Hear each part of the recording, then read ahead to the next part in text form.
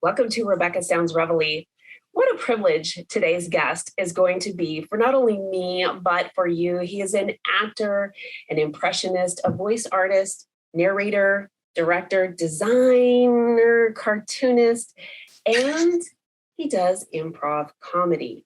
You probably are familiar with who he is. He is best known for his work on Whose Line Is It Anyway? One of my favorite shows, Impress Me and JIMPRESSIONS.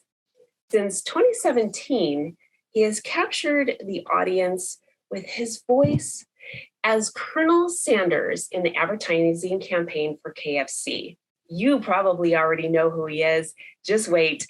And he is also the current voice of Genie from Disney's Aladdin franchise. He has appeared in many films such as Nixon, Apollo 13, The Paper, viral vignettes, and he's created dozens of characters and weapons and vehicles for the original Thundercats, which is an animated series. If you haven't caught it, most of us have, but if you haven't, you're going to be able to find out where and how today.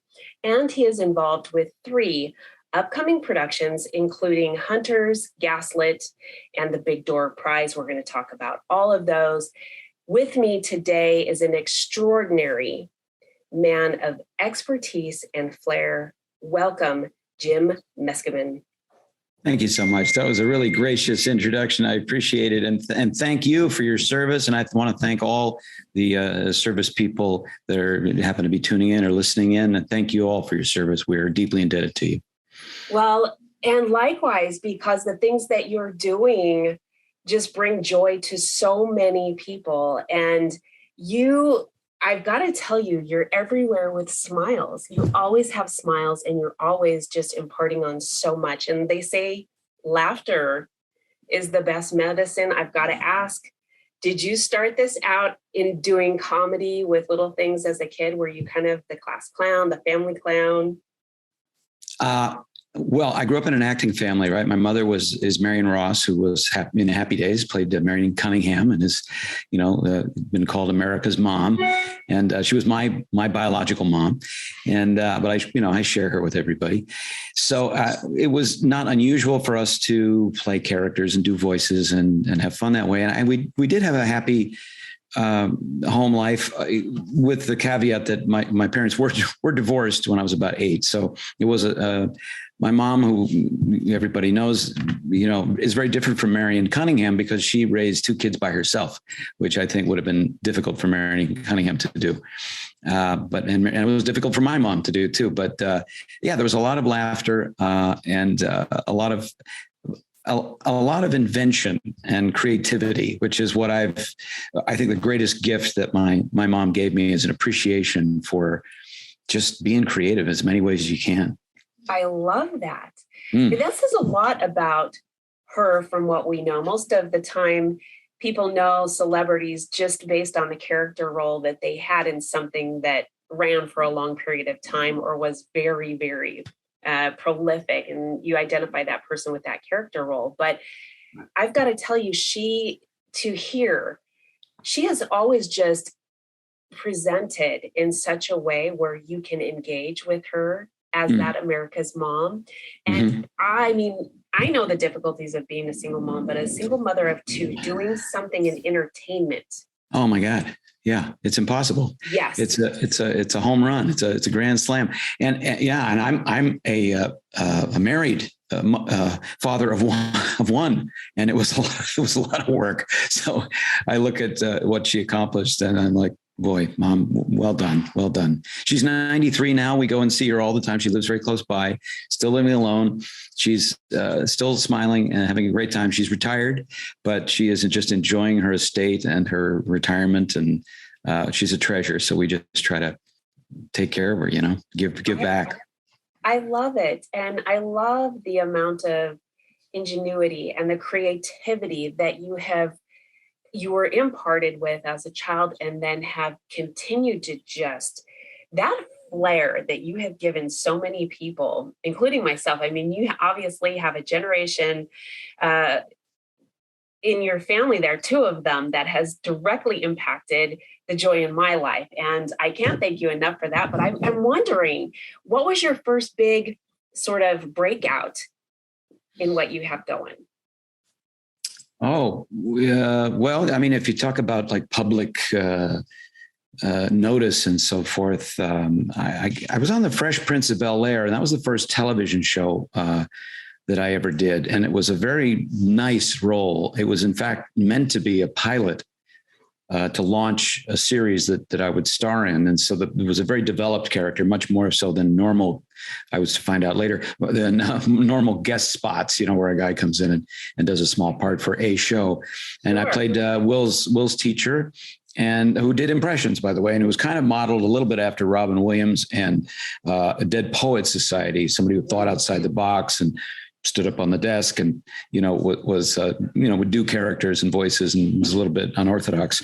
So that was a really, I still get recognized from that. And that's in 1994. So that goes back a ways. And luckily I still look enough like that kid that I was to be recognized, usually in airports for some reason. The TSA recognizes me quite a lot. Maybe they're just scrutinizing people more often. Hey, I know that guy. Let's search him. Yeah, I know him. So with there's a new season out now with the Fresh Prince of Bel-Air. Do you think there's any opportunity of reconnection there? I'm embarrassed to say that is the first time I have even entertained the idea. You brought it up. It's a great idea. I'm putting my manager on it right now. Get on that right now. It's a good. Why didn't I think of that? I'm usually so driven that way. It's another thing I've gotten from my mom is like, she will attack areas of like, wow, this would be a good opportunity, but I hadn't thought about that. What a great idea. Yeah. I'm interested to see the show too. Mm-hmm. Bel-Air. It's called Bel-Air. Yes.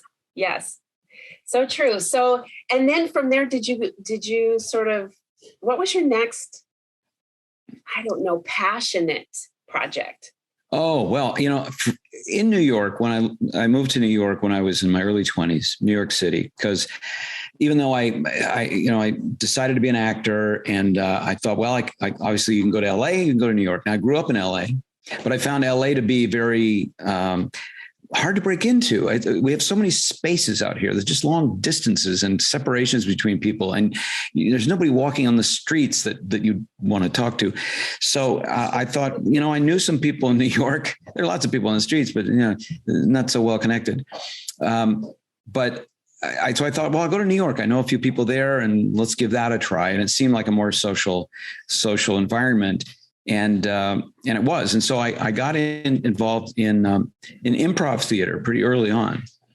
And that was a real passion for me because I discovered that, I worked with a school. We were teaching people improv. We were teaching people all kinds of stuff. We were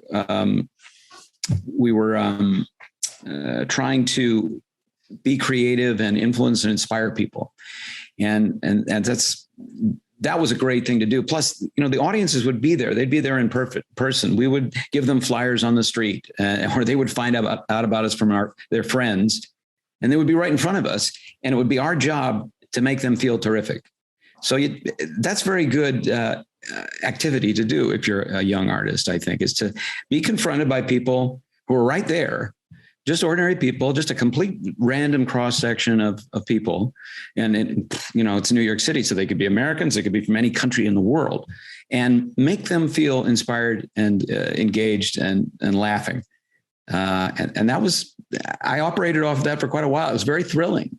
And we had all kinds of plans. We were going to do improvised TV shows and improvised Broadway musicals and all this stuff that very little of it actually came to fruition. But in the meantime, we were cheering people up, by the dozens. And that was, if you talk to other people that do improv, they probably have the exact same experience. There's something very, very satisfying on a deep level, and it's just a very spiritual level, I think.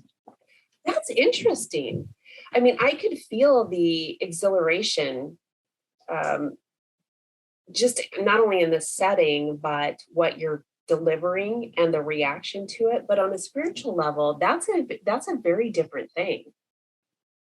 Yeah.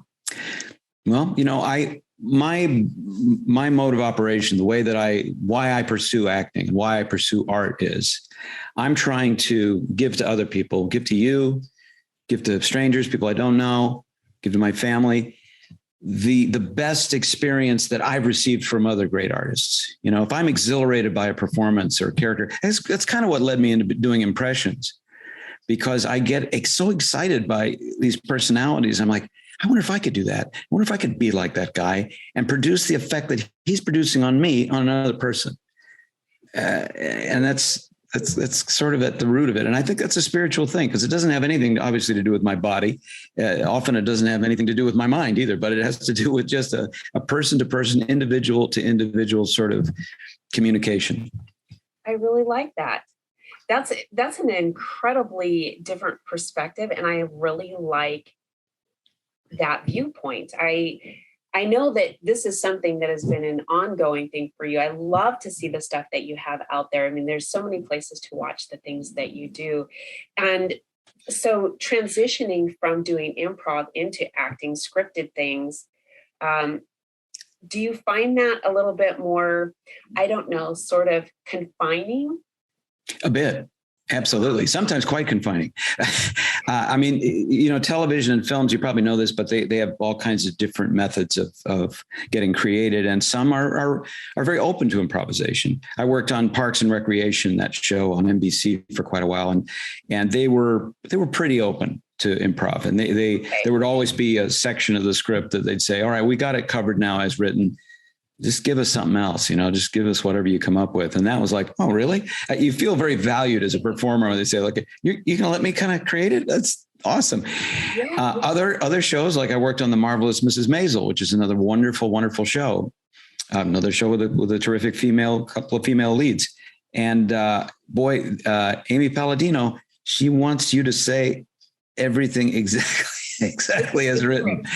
And so next time you watch The Marvelous Mrs. Maisel, realize when those people are rattling off all those lines at breakneck speed, they have memorized that to a T. They're not, there's no slopping around. I admire it a lot, but it's a different kind of product. You know, that is very much a dialogue driven, joke driven show. Other shows, not so much. You know, you have a little bit more wiggle room, but an actor should be able, obviously, to be able to duplicate written dialogue and deliver it as it is on the page. But the game is to bring your own sensibility to it, to bring feeling and humanity to it and reality to it, even though somebody wrote it down ahead of time.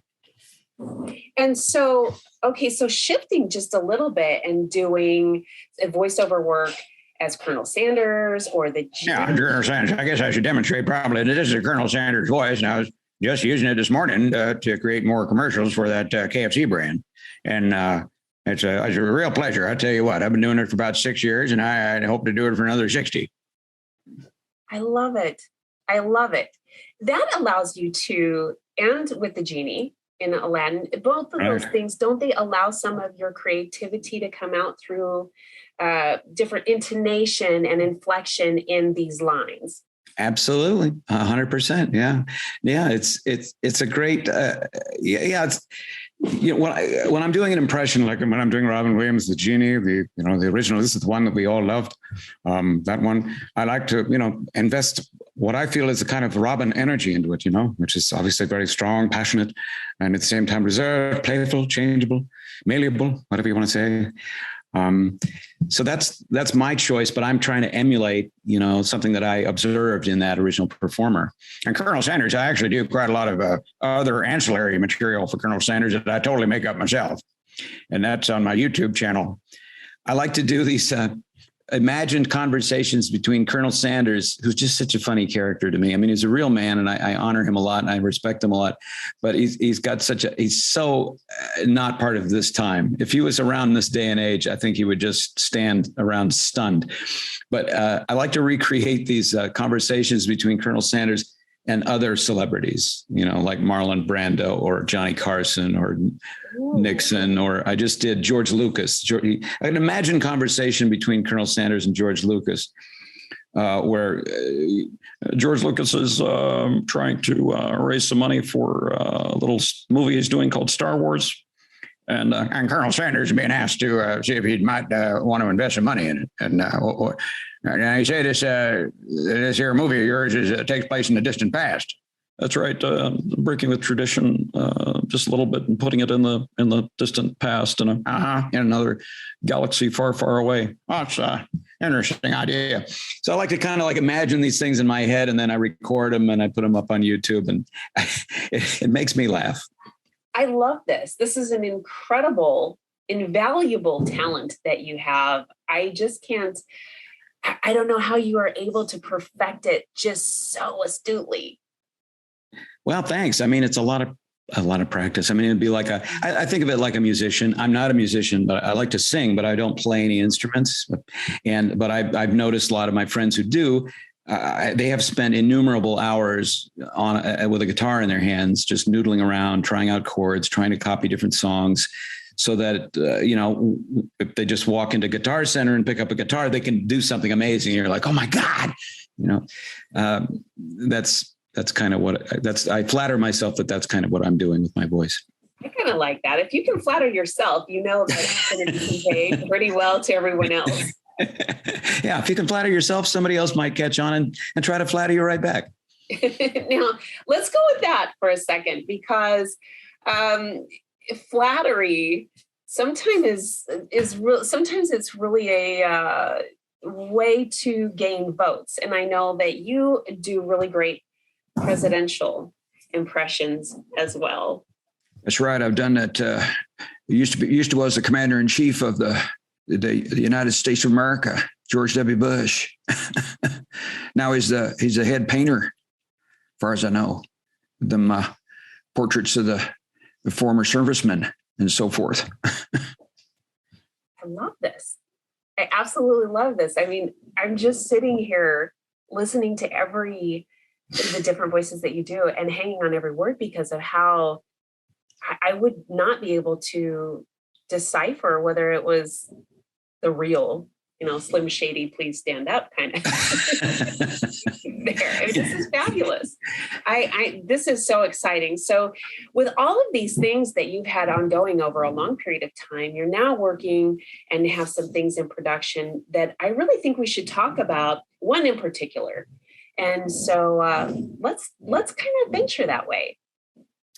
Yeah, there's a show called Gaslit, and Gaslit is about the Watergate era, and it stars Julia Roberts and Sean Penn.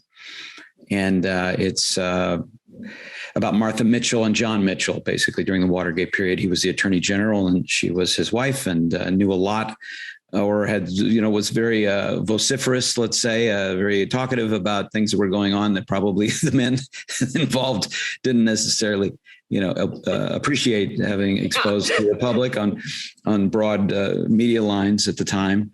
I've not seen the show. I've read a couple of the scripts that I was involved in. I play a Senator Gurney, but it's, these days people that are creating for television are enjoying a kind of a renaissance. This is sort of a golden age of television. And because there's so many platforms and so many opportunities and so many companies trying to put up content and tell stories, that we're looking back at periods of time like the Watergate era, the 70s. And I think it's fun to watch, particularly, I mean, I'm in my 60s now. So anything that captures that period, I was 13 years old when all that stuff was going on. I remember the names, I heard the names on television, but not really very clear on exactly what that was about. And I don't know if this show will make it any clearer, but at least it's a world that I want to see again. I want to catch it again and have an opportunity to learn from. And so, so this will be I think, a very engaging and fun and dramatic and funny series. I think there's moments of great humor in it. Sean Penn was wild to work with. He's under so much prosthetic makeup, beautifully designed by Kazuhiro, the same Japanese designer that designed the makeup for Gary Oldman in Darkest Hour. Yes. And I met him years ago when he was just starting his American career, when I worked on The Grinch. And he was working for Rick Baker in his studio. And I believe he applied the makeup every day on Jim Carrey. Not 100% sure that, but he was definitely in the studio. So anyway, he did Sean Penn's makeup. And when I first met Sean Penn, I was a little nervous. You're always nervous meeting a big Oscar-winning movie actor or actress. And I've met many of them. but this fat guy that kind of looked like William Frawley from I Love Lucy stood up and said, "Hi, I'm Sean." And I said, "If you say so." I said, there was no evidence of it at all. This tiny his eyes, maybe it's like, okay, I guess you're right. Yeah. Eyes are kind of one of those things where they say the window to the soul. So no matter how much you change everything else, those two things sort of stick right in. That's true. But if there's contradictory information going around all around the eyes, I mean, he's bald. He's got probably fake ears on. He's got a big neck and a big hump on his back and a big belly. And it's like, wow, it looks very natural. And it's just so artistically done. It's gorgeous. Anyway, he's obviously a magnificent actor. I work with Julia Roberts as well, and she looks lovely and didn't opt to put on a lot of makeup, prosthetic makeup. So, okay. I think she still wanted to be Martha Mitchell, but also, still look beautiful like Julia Roberts. I understand. Well, I really think that this is neat because you mentioned something that I hear so often. You mentioned something as an answer to something that I hear so often, and that is, why is it that Hollywood is they go back in time to these shows? And I mean, we've got all this stuff going on right now. Can't people create new content and things like that? But you've really hit home on something. And then, yeah. What is that? What is that for you? It's the same thing, because I know when I was 10, 11, 12, 13, 14, and in my teenage years, I was focused on all of the fun things that were going on around me. I was not paying attention to what's going on in this particular area of life, politically or whatever. I mean, you would hear about it and you maybe catch the headlines, but it wasn't, unless you were really involved with history. And I wasn't. I was, hanging out all over Los Angeles and meeting people and having a good old time. So culturally, I was great at all the social stuff. But historically, no. And I wasn't paying attention to the deep parts of things that impact our lives now and why it's so important for us to do that now. Yeah, I hear you. And I think I was more interested in that world, the political world. I hate politics. I'm not interested at all in it as an adult. But at the time, the magazine that I liked the best, which was Mad Magazine, had a lot about Watergate and a lot about Nixon and the faces of these guys, and Spiro Agnew. I still remember how Spiro Agnew spoke with that strange kind of upper crust gangster thing he had.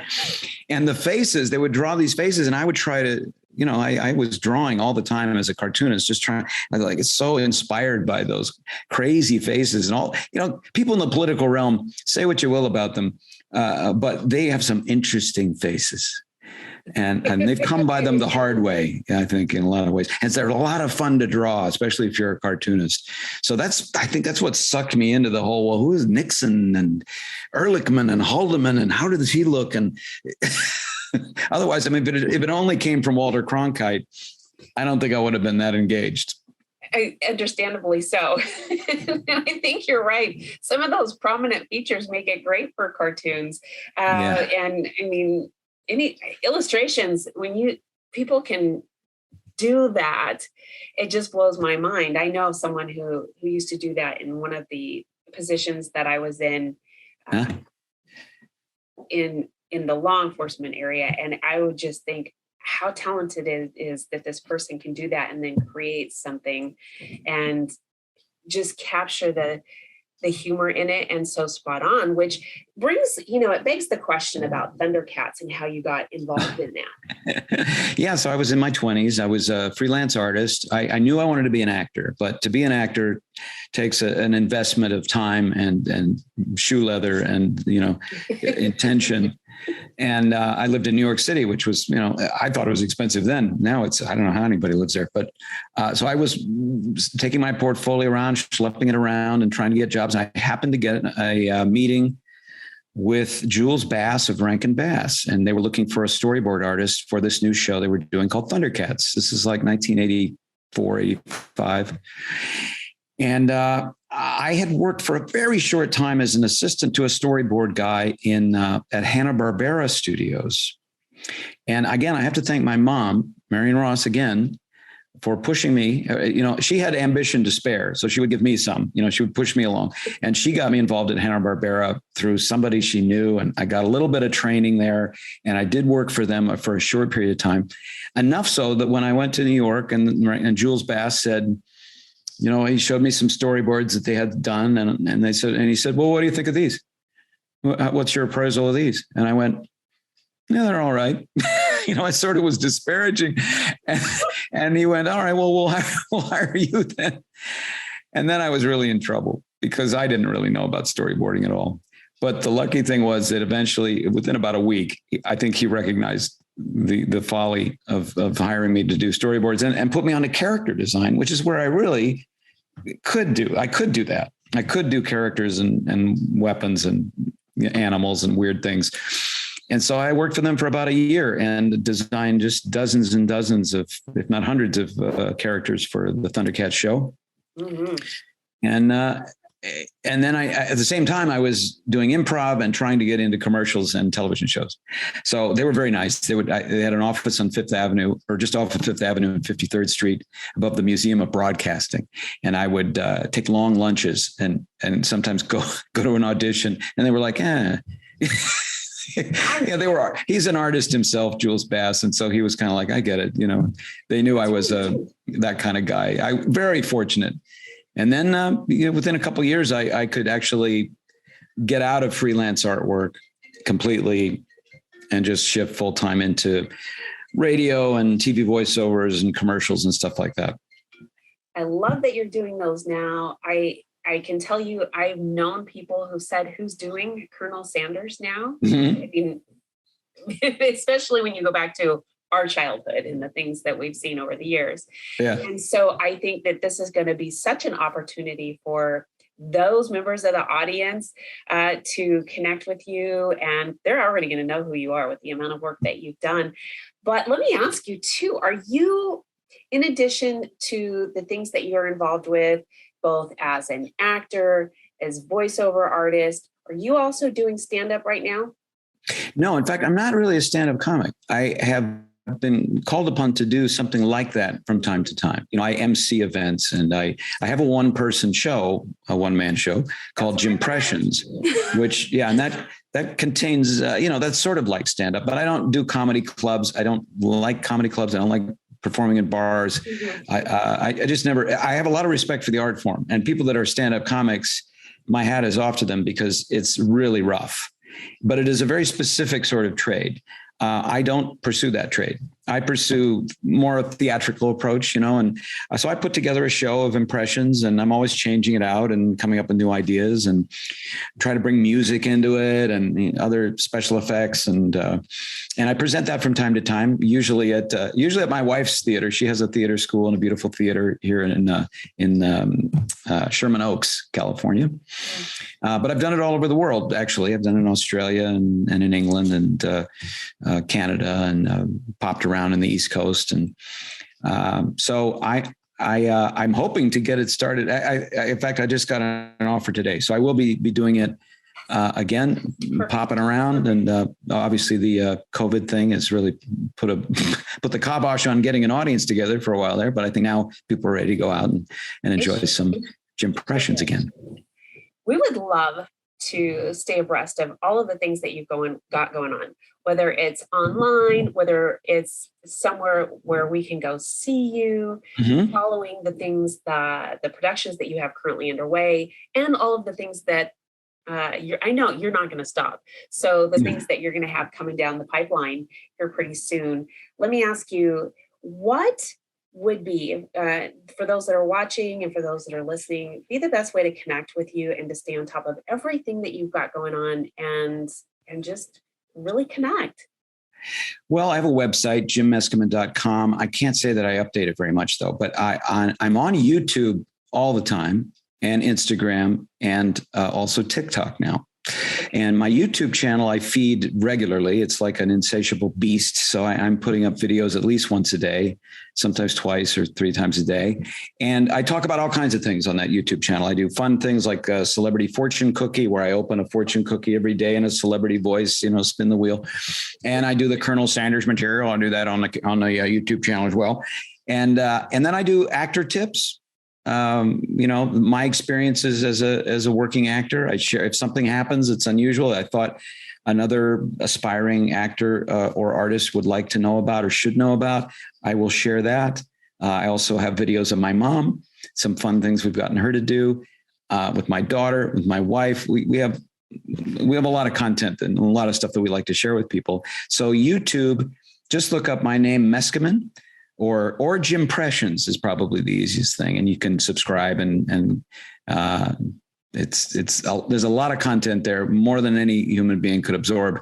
But you can sort of take your pick on what you want to check out. There is. I was captivated by it, so I'm going to tell you it is, and you are very talented. I want to thank you so much for taking your time with us today, so that we could get to know you a little bit, connect with you, watch what you've got going on, and embrace the opportunity to grab some more smiles and joy, because you're delivering it.